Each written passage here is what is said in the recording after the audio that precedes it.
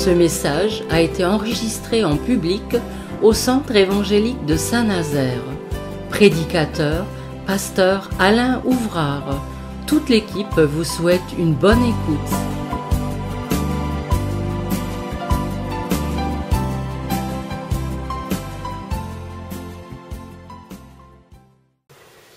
Nous allons parler foi, décision, engagement. Alors voilà, donc Matthieu chapitre 6. Alors, verset 33, c'est Jésus qui nous exhorte à ce qui suit. Cherchez premièrement, ou traduisez si vous voulez chercher d'abord, cherchez premièrement le royaume et la justice de Dieu, et toutes ces choses vous seront données par-dessus. Ne vous inquiétez donc pas du lendemain, car le lendemain aura soin de lui-même. À chaque jour suffit sa peine. Alors c'est vrai que c'est véritablement un message que nous connaissons, enfin, en tous les cas un texte de la Bible que nous connaissons, puisque c'est tout simplement au cœur même du sermon sur la montagne. Alors nous sommes exhortés à une première chose, c'est à chercher. Et vous savez que Jésus le dira d'une manière très explicite, celui qui cherche, trouve. Normalement, c'est comme ça que ça se passe. Mais je crois que ce que Jésus nous engage, c'est à faire une recherche déterminée. Il y a parfois des recherches nonchalantes, sans espoir de trouver, mais si on trouve, bon, ça sera bien, on n'ira pas plus loin. Mais toujours est-il qu'il nous demande d'y engager notre volonté, en sachant que ce que nous cherchons existe. Ce que nous cherchons est une réalité, ce n'est pas un mythe, ce n'est pas un rêve, mais c'est quelque chose de bien concret. Alors si on y ajoute dans notre recherche la détermination et l'engagement de trouver, alors à ce moment-là, eh bien, nous allons immanquablement arriver au but et à obtenir ce que Jésus nous dit par la suite. Et la suite, c'est ceci. Cherchez, nous dit-il, le royaume de Dieu.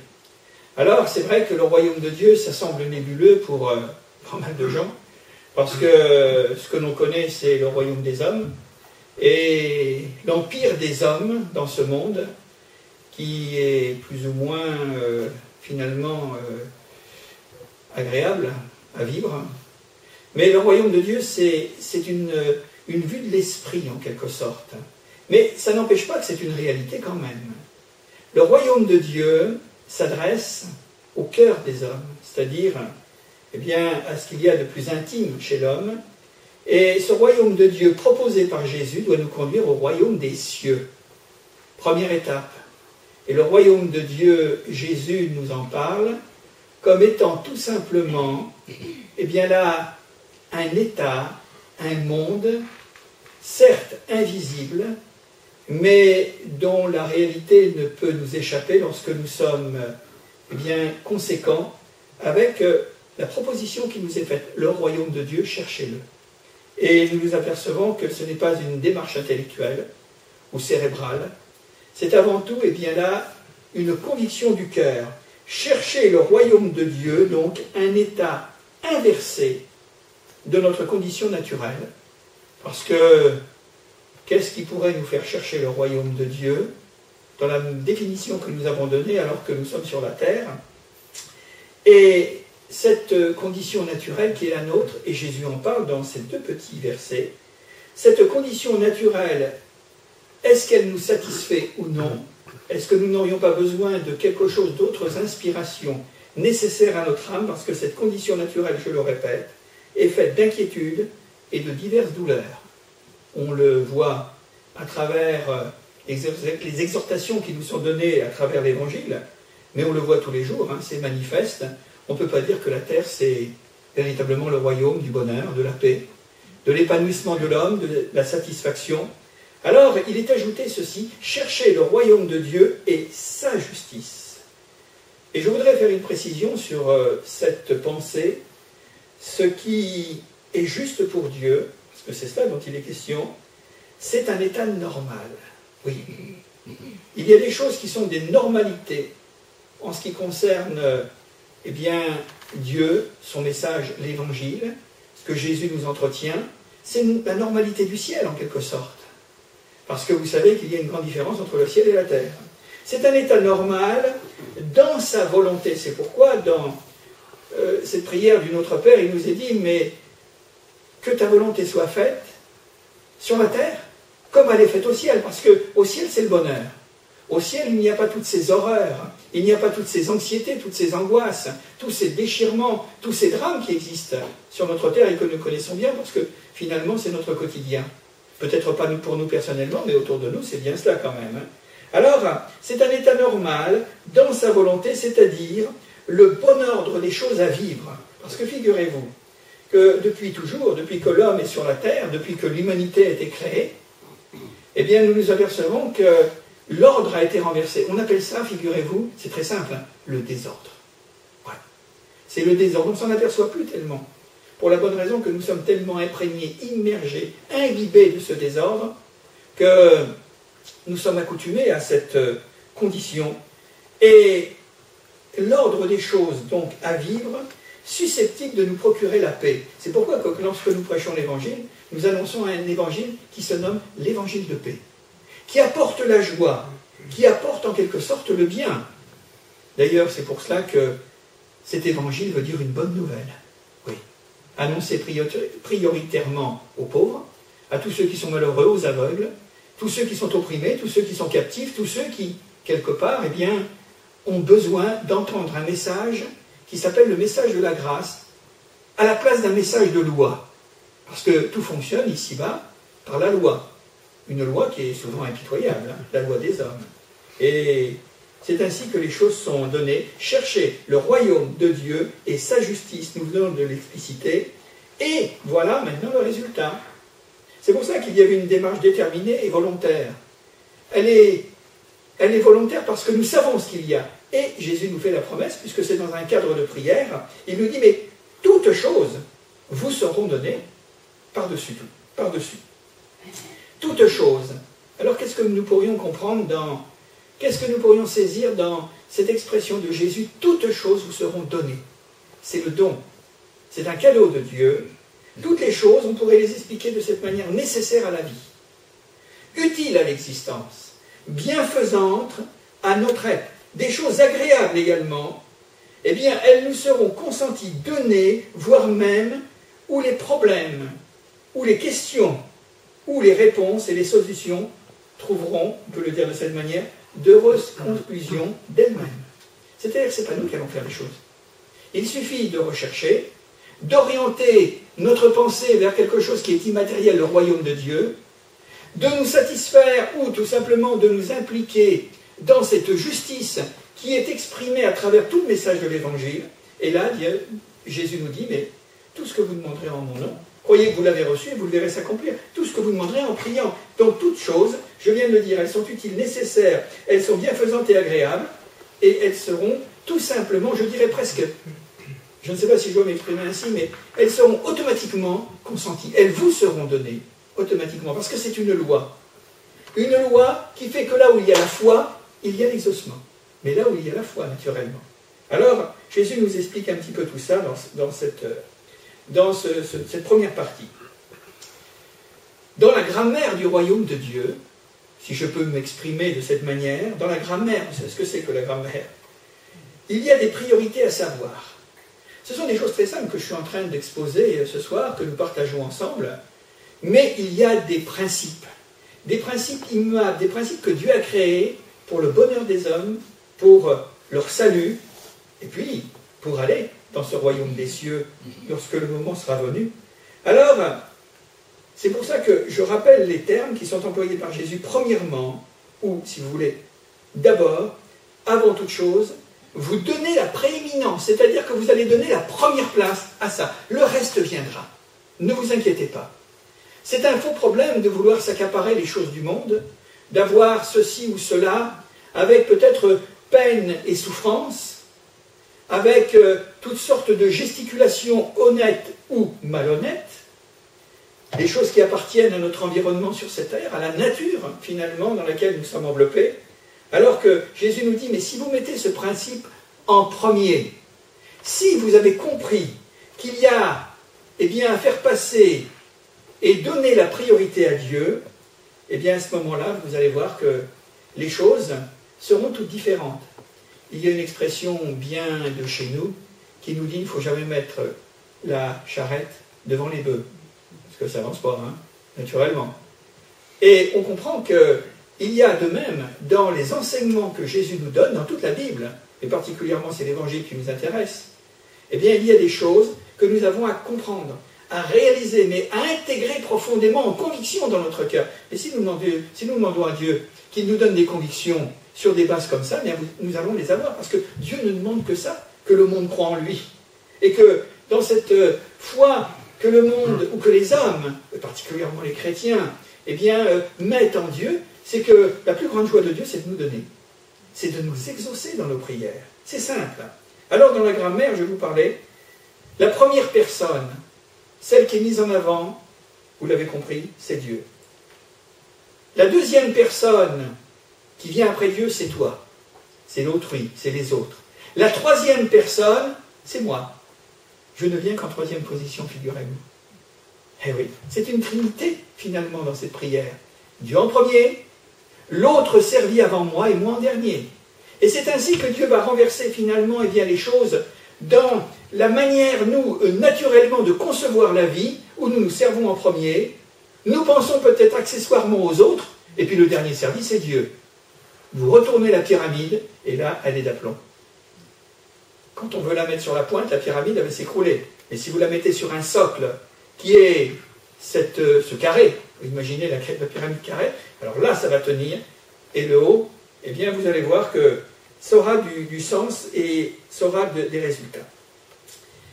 Jésus veut nous dire, à travers ces quelques paroles, que c'est l'ensemble, et dans cet ordre de rang et de temps, je dis bien de rang et de temps, parce que Dieu, c'est l'éternité, les hommes, l'autre et moi, nous sommes temporels, en tous les cas. Donc, cet ensemble de cet ordre, que la paix du cœur, le repos de l'esprit et l'exaucement nous est assuré. Le verset 34 nous le dit. Ne vous inquiétez donc pas du lendemain. Quelle sécurité d'entendre ces paroles, mais il faut toujours le mettre en pratique. C'est peut-être beaucoup plus difficile devant les contingences de notre existence ici-bas et devant la vue des choses qui peuvent nous effrayer, nous troubler, et quelquefois tellement nous perturber qu'on en perd finalement le regard vers Dieu. Parce qu'il y a toutes sortes d'événements qui peuvent se passer. Alors Jésus nous le dit, parce que c'est lié les deux versets, vous avez compris. Ne vous inquiétez donc pas du lendemain, car le lendemain aura soin de lui-même. À chaque jour suffit sa peine. Mais il a raison Jésus, parce que même les gens qui ne connaissent pas l'Évangile ou qui ne sont pas chrétiens, quand ils lisent, s'ils lisaient par exemple ces quelques versets, ils diraient mais c'est vrai ça. On ne peut qu'y ajouter une affirmation de vérité. C'est vrai. C'est pas parce qu'on va s'inquiéter que ça va changer quelque chose. Ça, c'est sûr. Et pourquoi? Pourquoi Jésus fait-il référence à une invitation à chercher le royaume de Dieu et sa justice, et avec cette promesse formelle que nous obtiendrons ce que nous avons besoin, et que tout de suite il lit, mais ne vous inquiétez de rien. En quelque sorte, il y a d'un côté le remède qui est même avant le mal. Le mal, c'est l'inquiétude. Le remède, c'est chercher le royaume de Dieu. Vous vous rendez compte? Le diagnostic est fait. Il est fait même avant d'avoir découvert le mal. Ça, c'est la sagesse de Dieu. Alors, ne vous inquiétez de rien. Pourquoi? Parce que l'inquiétude est un mal destructeur. Trop souvent, très souvent dans les paraboles de Jésus, dans l'Ancien Testament, dans le Nouveau Testament en particulier, eh bien, il est stigmatisé l'inquiétude, la peur, la crainte, parce que c'est quelque chose qui use la vie, qui use nos forces physiques, mais qui use aussi nos forces morales et nos forces psychiques, pour ne pas dire nos forces spirituelles, pour les détruire. Ça use et ça fatigue. Alors que Dieu promet formellement, je l'ai dit il y a un instant, de pourvoir à tous nos besoins, si nous comprenons seulement, si nous voulons faire l'effort de comprendre, si nous voulons rechercher ce que nous avons dit, les bonnes priorités de l'existence. Mettre Dieu en premier, et puis tout le reste vous sera donné.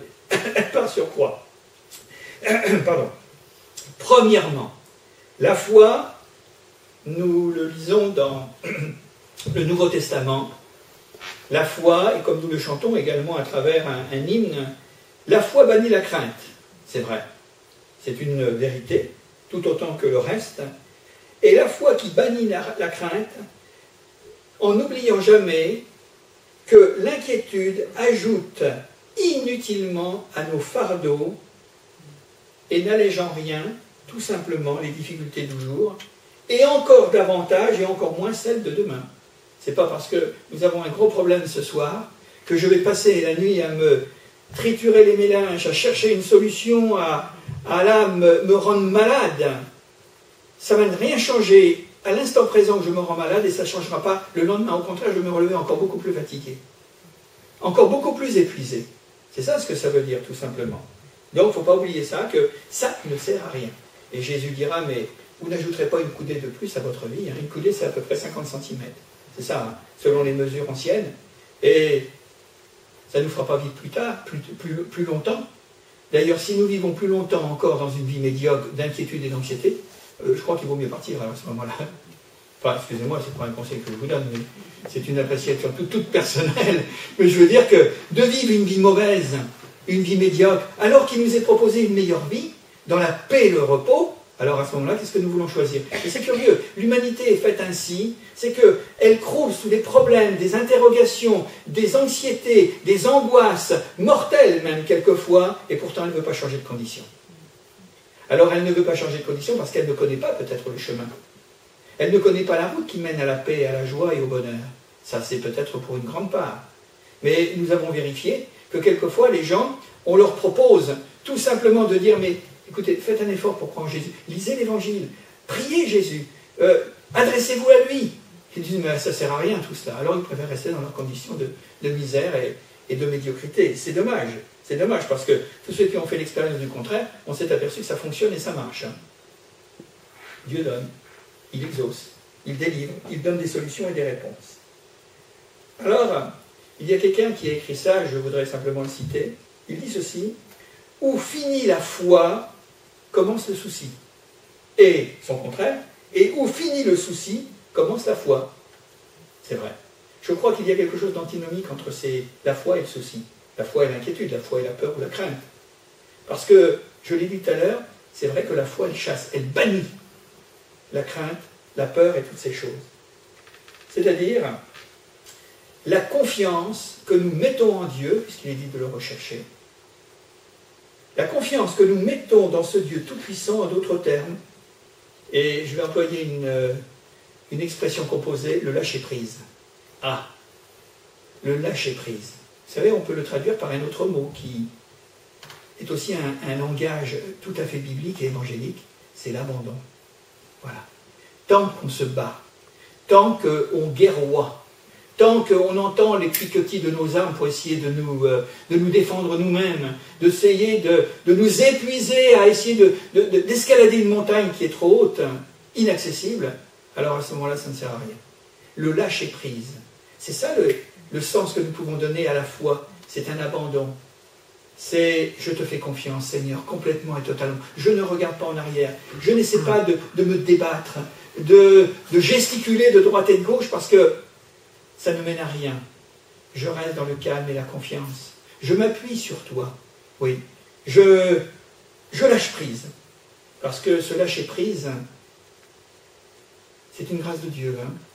Et quelquefois, nous pouvons le mettre dans nos prières en disant « Seigneur, tu vois combien je suis malheureux ou malheureuse. Mais je voudrais te demander une chose aujourd'hui. C'est que tu m'apprennes à bien m'abandonner entre tes mains.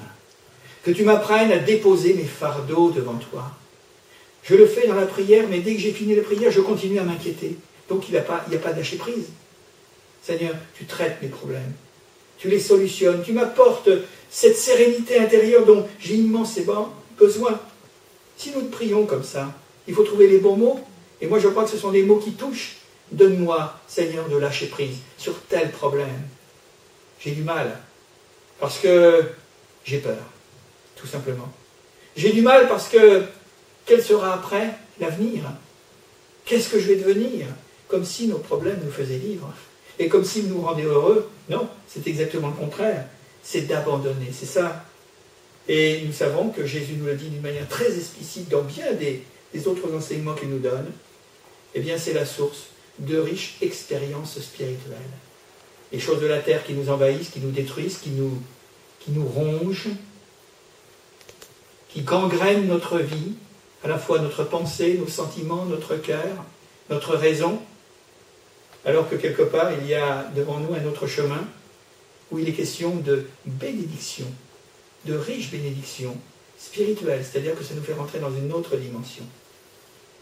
Tout en restant les pieds sur terre, naturellement, nous ne sommes pas des extraterrestres pour autant, ça vous l'avez compris. C'est bien résumé à travers une parole que nous avons dans le livre des psaumes, le psaume 37, verset 5, si je me souviens bien, il est dit ceci: « Fais de l'Éternel tes délices, et il te donnera ce que ton cœur désire. » Fais de l'Éternel, c'est rechercher le royaume de Dieu.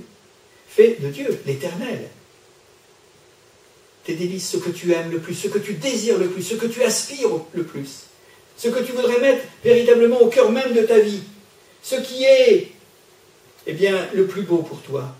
Est-ce que c'est la terre ou est-ce que c'est le ciel? Le ciel, eh bien, va venir t'aider en changeant peut-être les conditions que tu as sur la terre.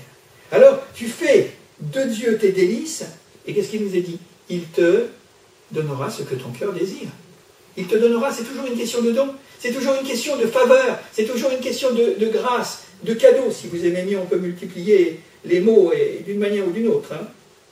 Alors, si nous revenons à ce que nous avons vu il y a un instant, recherchez premièrement le royaume de Dieu.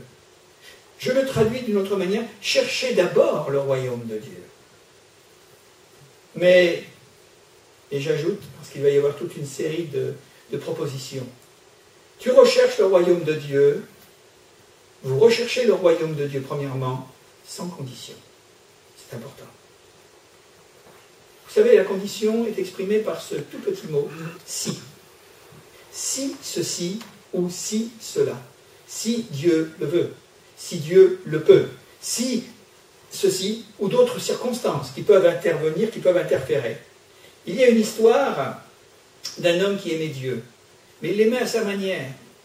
Il l'aimait quand les choses lui étaient avantageuses, quand ça pouvait le servir, lui. Vous comprenez, on a mis la grammaire tout à l'heure, un Dieu en premier, l'autre ensuite, puis le dernier. Mais cet homme, lui, mettait toujours son mot en avant. Il s'appelle Jacob. Et je voudrais simplement lire le texte pour étayer un petit peu la parole. C'est ce que nous sommes en train de vérifier ensemble. Dans le chapitre 28, et au verset tout simplement 20 par exemple, je lis ce passage. Il nous est dit que Jacob fit un vœu à Dieu. C'est-à-dire qu'il lui avait fait une promesse. Seigneur, un vœu, vous savez ce que c'est les vœux, on vient de les partager là, dans l'entrée de la nouvelle année. Mais bon, voilà, on peut toujours dire, on peut toujours faire des vœux, maintenant la réalisation ne nous appartient pas. Alors, il a fait un vœu en disant, si Dieu est avec moi, et me garde pendant le voyage que je fais, s'il me donne du pain à manger et des habits pour me vêtir, et si je retourne en paix à la maison de mon Père, alors l'Éternel sera mon Dieu. Cette pierre que j'ai dressée pour monument sera la maison de Dieu, et je lui donnerai la dîme de tout ce qu'il me donnera.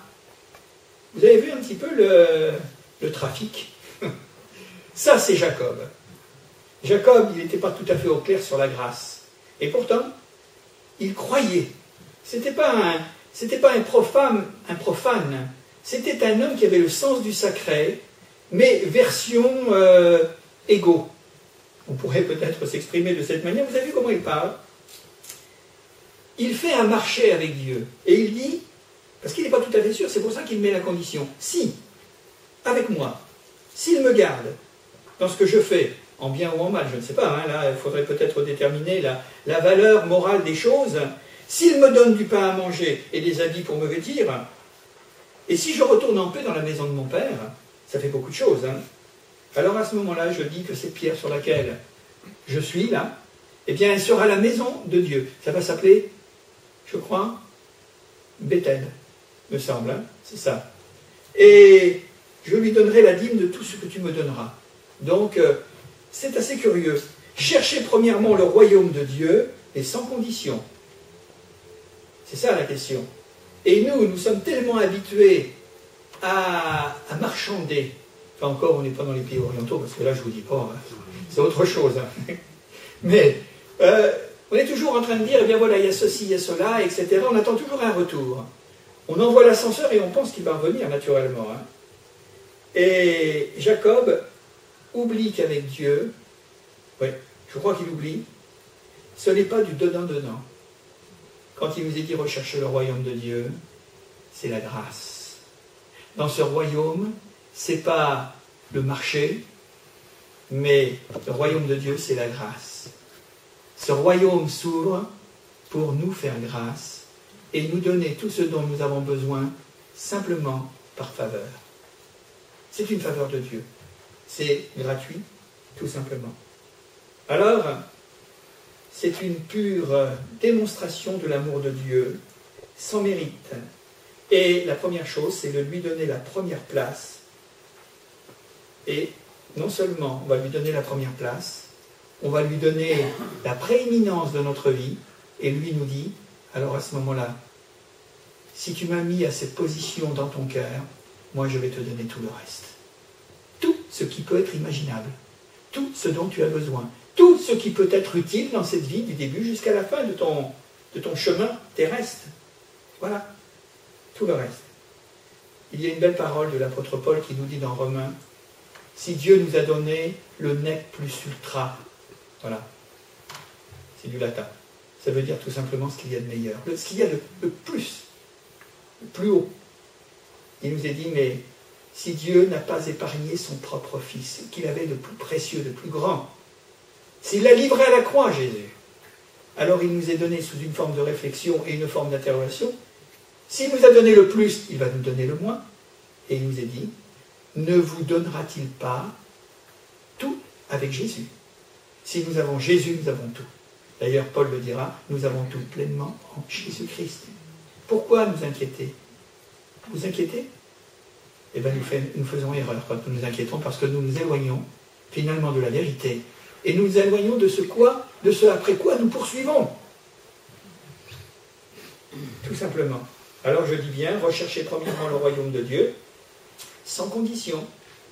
Seigneur, je te demande de faire ceci et cela dans ma vie, de me guérir, de me donner du travail, de bénir ma famille, de sauver mes enfants, de faire ceci et cela qui peut être agréable et qui peut contribuer à notre joie et à notre plaisir. Seigneur, je te le demande parce que je l'ai à cœur. Mais sans condition.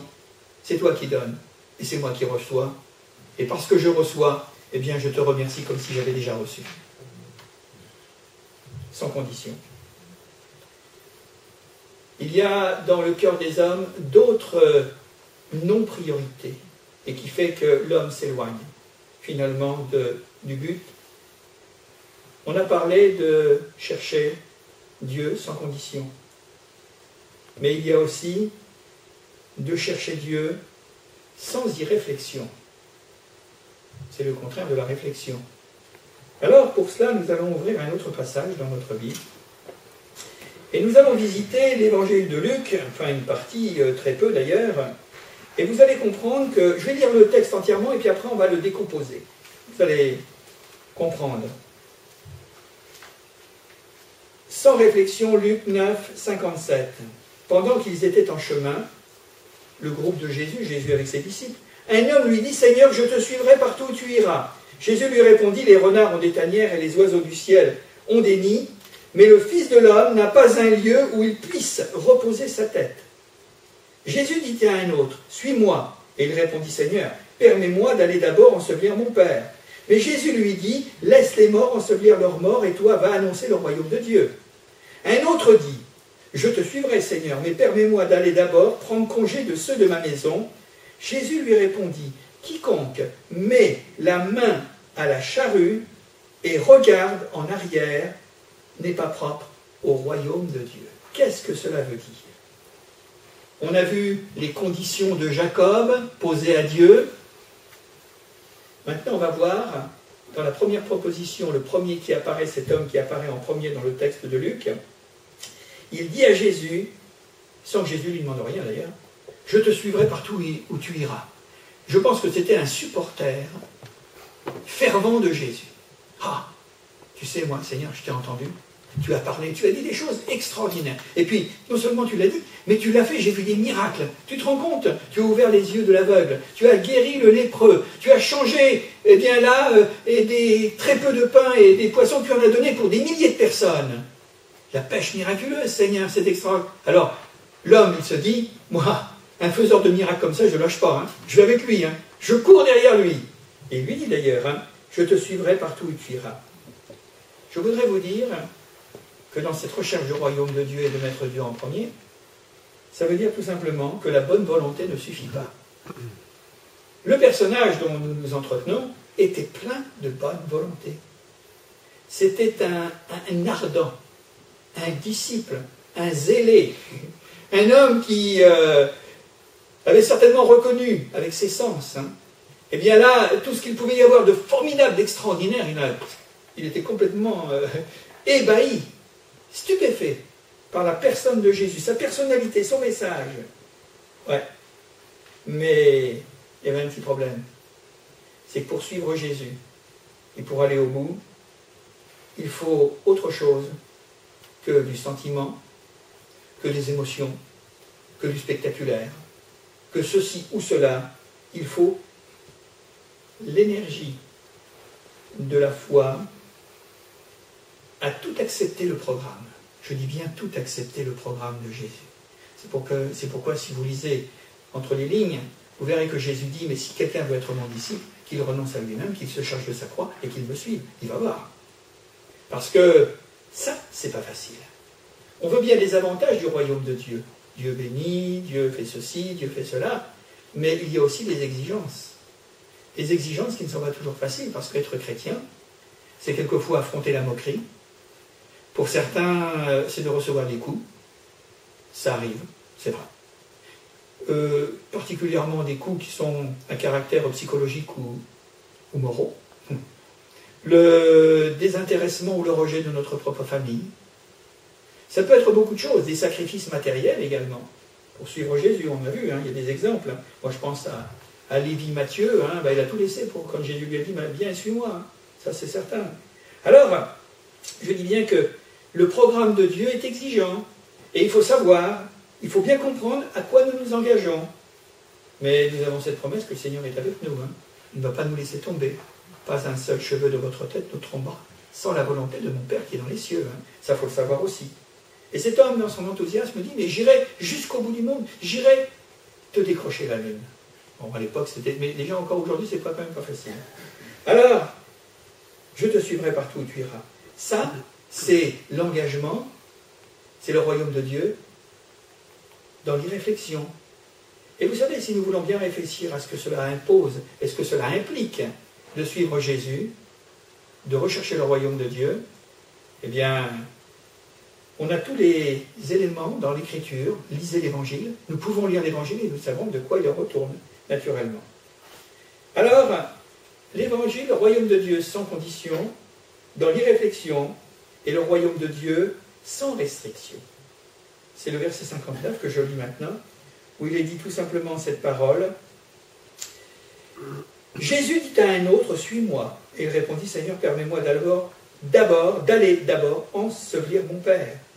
Mais Jésus lui dit, laisse les morts ensevelir les morts, et toi, va annoncer le royaume de Dieu, un véritable appel, à un ministère don, un ministère d'évangéliste, ou un ministère de pasteur peut-être, je ne sais pas.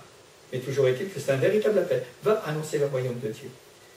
C'est le royaume de Dieu dans sa recherche, mais sans restriction. Et il va dire, mais laisse-moi d'abord aller. C'est toujours le mot d'abord, premièrement. Laisse-moi premièrement aller enterrer mon père. Maintenant, il fallait savoir si son père venait de mourir ou si son père, il ne voulait pas le quitter et l'assister jusqu'à sa mort. Ça pouvait durer 10 ans, 20 ans, 30 ans. Hein. Enfin, on ne sait pas. Le texte ne nous dit pas. Mais c'est ce qu'il répond. Hein. Laisse-moi d'abord aller. La conviction, priorité à Dieu. Rechercher premièrement le royaume de Dieu. Mais cette conviction de cet homme, on va l'expliquer de cette manière, est diluée. Elle est dissoute, en quelque sorte, par le sentiment ou l'affectivité. Je vous ai dit que la foi, c'était une conviction morale dans notre cœur. Ce n'est pas seulement un sentiment religieux, pieux, une émotion quelque sentimentalité que l'on peut ressentir. Non, c'est pas ça la foi. C'est une conviction au niveau de notre cœur. Et en ce qui concerne cet homme, eh bien, il lui manquait une dimension. C'était cette force intérieure du sacrifice. Voilà. Il aimait son papa, ce qui est tout à fait naturel et normal. Mais il se disait, eh bien écoute, Jésus, moi, je crois que c'est formidable ton appel. Tu me dis que je vais lancer le royaume de Dieu, mais c'est la plus belle chose qui peut m'arriver dans ma vie, de dire aux autres que le bonheur existe, et qu'après cette terre, il y a des promesses de la vie présente, mais il y a des promesses de la vie éternelle. Mais ça, j'y crois. Mais tu sais, quand je serai prêt, comprenez, rechercher premièrement. Et lui, eh ben non, c'était pas en premier. Il ne pouvait pas, parce qu'il n'avait pas ce sens du sacrifice. Il ne pouvait pas mettre sur l'autel ce qu'il y avait au fond de son cœur, en quelque sorte. Il ne pouvait pas sacrifier, abandonner ce qui nous est le plus cher et le plus précieux. Je vous l'ai dit tout à l'heure, il nous a dit que Dieu n'a pas épargné son propre Fils pour nous donner toutes choses avec lui.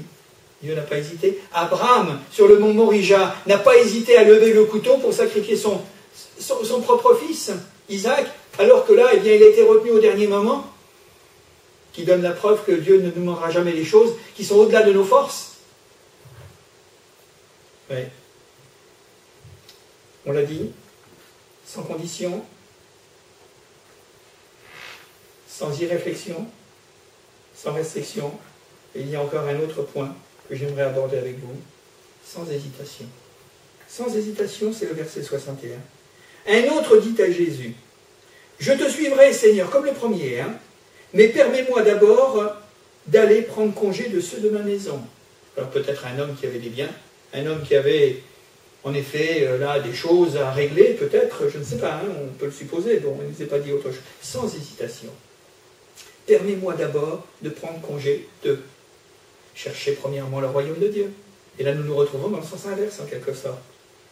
Le choix des valeurs, quelles qu'elles soient, de quelque nature qu'elles soient, des séparations qu'implique cette recherche selon leur importance, des décisions difficiles à prendre, d'abord, premièrement, à donner à Dieu et à son appel la première place.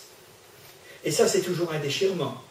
Et vous savez, ce qui fait que même devant les plus grands sacrifices et les plus grandes renonciations que nous puissions avoir, nous, en tant que chrétiens, de chercher le royaume de Dieu, de mettre Jésus à la première place, il y a quelque chose qui nous aide considérablement. C'est la force de l'amour. Vous savez, quand on fait par amour, c'est facile. Parce que nous savons que Dieu nous a aimés le premier, que nous l'aimons en retour, et qu'il y a une relation non pas sentimentale, mais une relation de ce que l'on peut appeler une relation agapée. En grec, ça veut dire l'amour le plus haut, le plus désintéressé, le plus grand. Une relation que nous avons. Et à ce moment-là, lorsque nous sommes, comment dire, transportés, dévorés par la passion, animés par l'amour de Dieu, eh bien il passera forcément en premier. Dans la vie, il y a toujours des choix entre un amour primaire et un amour secondaire, entre des choses qui ont une importance et des choses qui ont encore plus d'importance. Nous faisons des choix. Et on sait qu'on met chaque chose à sa place. Eh bien, pour Dieu, c'est la même chose. Lui en premier. Donc, c'est de rechercher le royaume de Dieu sans hésitation, puisque nous savons que c'est le meilleur. C'est le plus beau, le plus grand, le plus estimable. Dieu devant et tout le reste derrière. C'est ce que nous avons fait à un moment donné. Pour chacun d'entre nous, si nous nous souvenons de la manière dont nous avons répondu à l'appel de Dieu, ça s'est passé pour certains plus lentement, pour d'autres d'une manière très rapide, où là nous n'avons pas hésité. Nous avons dit maintenant, comme dans la parabole, vous savez, de la perle de grand prix, nous n'avons pas hésité à tout laisser derrière nous, à tout vendre. Vous savez, les marchands qui trouvent une perle de grand prix dans son champ, ils vendent tout pour avoir la perle. Parce que c'est le plus important. Eh bien, c'est vrai qu'on a laissé des choses derrière nous, et des choses qui faisaient notre vie auparavant. On ne les regrette pas aujourd'hui, parce que nous avons eu meilleur. Parce que Dieu nous a donné une compensation inestimable et inimaginable de ce que nous avions perdu à un moment donné, que nous l'avons retrouvé au centuple. C'est vrai. C'est vrai. Vous croyez que je vous raconte des histoires? Non, c'est une basse. C'est 40 ans que ça dure. Alors, autrement, il y a longtemps que j'aurais décroché. Je ne me suis pas trouvé floué ou dupé par le Seigneur. Pas du tout. La confiance que j'avais en lui lorsque j'avais 19 ans, quand je l'ai découvert, vraiment, comme mon sauveur personnel, eh bien, elle est encore intacte dans mon cœur. Et je dirais qu'elle est certainement plus forte maintenant. Parce qu'il y a eu un cheminement d'expérience qui ont renforcé finalement le choix que j'avais fait. Alors, sans condition, sans restriction, non pas dans les réflexions, sans hésitation. Et je termine, les maîtres mots, c'est tout simplement confiance, obéissance, reconnaissance de l'importance de l'appel qui nous est adressé et du message ce soir qui nous est adressé. Quand Jésus nous dit, mais recherchez le royaume de Dieu et sa justice. Premièrement, avant toute chose, donnez-lui la priorité. Pour la première place donnée à Dieu, ça sera, c'est déjà pour moi, pour vous, mais ça sera pour tous ceux qui peuvent être à un moment ou à un autre confrontés avec ce type de message, qui est un appel à aller plus loin, à s'approcher de Dieu. Eh bien, c'est tout simplement cette première place, elle doit être donnée sans réserve, sans regret, sans retard et sans retour. C'est ce que le Seigneur veut. Ouais. C'est comme ça que nous devenons des chrétiens. C'est comme ça que nous pouvons être des disciples de Jésus-Christ. C'est comme ça que nous pouvons devenir des témoins et des ambassadeurs du royaume de Dieu. Par l'exemple, non seulement par la parole, mais par l'exemple. Ouais, sans retour. C'est le chemin sans retour. Et c'est un chemin ascendant, ce n'est pas un chemin qui descend. Il nous conduit toujours de plus en plus près du Seigneur. Et alors, conclusion pour notre vie maintenant. Parce que là, je vous parle du royaume de Dieu. Je vous parle du royaume des cieux. Je vous parle de choses qui ne sont pas encore, mais qui sont déjà dans notre cœur, qui nourrissent notre cœur et qui entretiennent notre foi. Alors, qu'est-ce que Dieu nous donne? Quelle promesse il nous laisse? Cherchez premièrement le royaume de Dieu, et toutes choses vous seront données par-dessus, au-delà et sans limite, au-delà de ce que vous pouvez imaginer et penser, de ce que vous pouvez même demander. Que Dieu nous bénisse ce soir. Que Dieu nous donne sa grâce. On va prier quelques instants si vous voulez bien. Seigneur, nous voulons te rendre grâce et te remercier pour ton infinie bonté. Merci Seigneur, parce qu'avec deux petits versets, comme nous avons vu ce soir, il y a de véritables trésors à découvrir. Oui, nous voulons croire, Père éternel, que nous sommes à la recherche de cet or. L'or non pas de la terre, mais l'or du ciel. Et nous voulons croire, Père éternel, que tu veux que ceux qui croient, que ceux qui espèrent en toi, soient immensément riches. Et la vraie richesse, Seigneur, elle n'est pas dans des espèces sonnantes et trébuchantes. La vraie richesse, elle consiste, Seigneur, tout simplement, à un trésor dans notre corps, dans notre cœur. Ce trésor, il ne se voit pas. Ce trésor, il est bien là. Ce trésor, il se vit. Et il peut se partager, Seigneur, à tous ceux qui ont des oreilles pour entendre. Alors, Seigneur, dans le nom de Jésus, nous croyons que nous sommes tout à fait dans le contexte de cette réunion et de ce partage pour dire tout simplement, encore une dernière fois, cherchez le royaume de Dieu et sa justice, et toutes choses vous seront données par-dessus. Merci, Seigneur, parce que tu es riche, et nous croyons que, Seigneur, nous savons par expérience que jamais nous n'avons manqué de quelque chose. Et qu'en plus, Seigneur, de tout ce que tu as pourvu à notre vie humaine, à notre vie naturelle, tu nous as donné ta paix, tu nous as donné ta joie, tu nous as donné ce bonheur. Parce que celui-là et tout cela, Seigneur, ne peut pas s'acheter avec de l'argent, mais ça se croit. Et parce que nous le croyons, eh bien non seulement, Seigneur, nous le verrons s'accomplir, mais nous l'avons déjà. Merci, Seigneur. Tu bénis tous ceux qui écoutent ta parole. Et tu les appelles, Seigneur, véritablement à toi. Et tu leur donnes, Seigneur, la force de conviction, cette énergie, Seigneur, tout ce qui est nécessaire pour te dire tout simplement le mot que tu attends de chaque homme. Oui, Seigneur, je te suis maintenant. Je te donne mon corps, je te donne mon âme, je te donne mon cœur et je te donne mon esprit. Alors le royaume de Dieu, il est là. Il est pour nous, il nous appartient et nous lui appartenons. Merci Seigneur. Amen. Amen.